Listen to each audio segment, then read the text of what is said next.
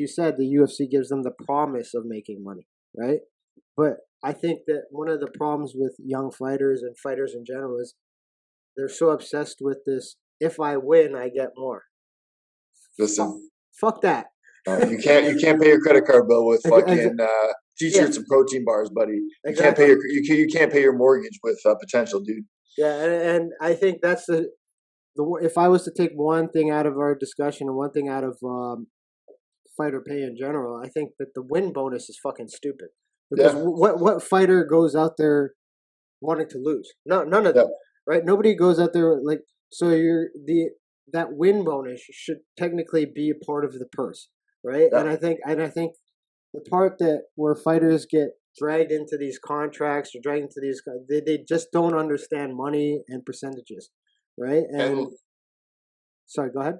I've had conversations with promoters relatively recently where it's like I'll try to negotiate a flat rate, and they'll say like, we don't do that, and you ask them like, well, why not? Yeah, And it's like, well, that's just not the way it's done. And it's like, well, why not? Like, what's going to happen if you do that?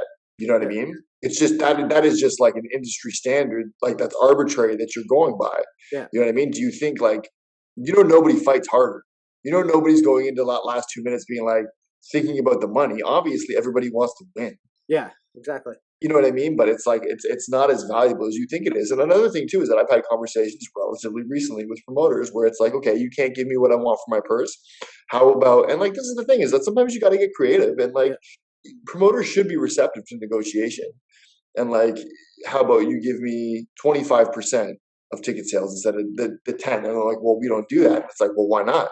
yeah, You know what I mean? So if you don't do that and I just don't take this fight, how are you going to replace those ticket sales? And yes, you're going to do some, but not all. And I'm putting you in a position where you can pay me less for purse and then not take a loss because I'm only going to take.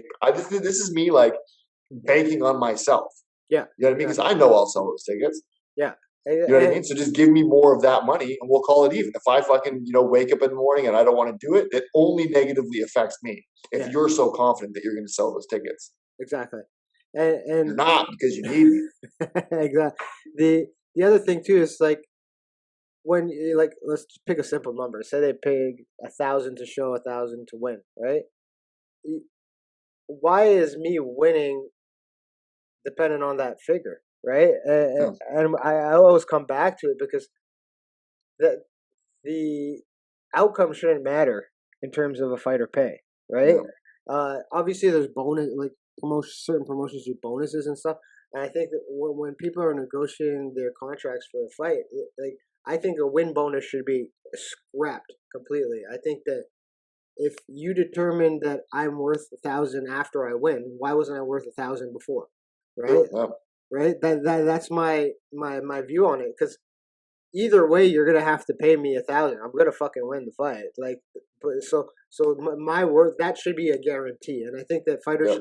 should stop fucking around with the win bonus and like, hey, if I win, give me more. No, how about you fucking make it a standard? Give me this is my pay. Yeah. If I win, so be it. But this is what I pay. And like you said, the ticket sales.